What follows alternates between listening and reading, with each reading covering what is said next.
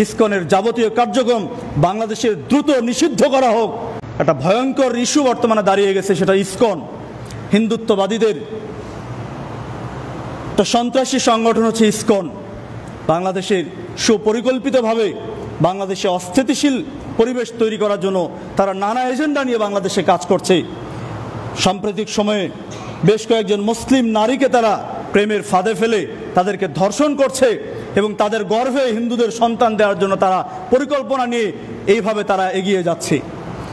এই রানিং সপ্তাহে গাজীপুরের টুঙ্গিতে একজন খতিবকে বেশ কয়েক মাস ধরে তাকে চিঠি মারফত নানা হুমকি ধামকি দিয়ে আসছিল। অবশেষে তাকে অপহরণ করে তার উপর শারীরিক এবং মানসিক নির্যাতন করেছিল। ইসকনের বিপক্ষে কথা বলার কারণে আমরা এই সাম্প্রতিক এই ঘটনার, ন্যাক্কারজনক ঘটনার তীব্র নিন্দা জানাচ্ছি, জোর প্রতিবাদ জানাচ্ছি। আমরা বাংলাদেশ সরকার সহ কর্তৃপক্ষের কাছে আবেদন রাখছি, হিন্দুত্ববাদীদের এই সন্ত্রাসী সংগঠন ইসকনের যাবতীয় কার্যক্রম বাংলাদেশে দ্রুত নিষিদ্ধ করা হোক।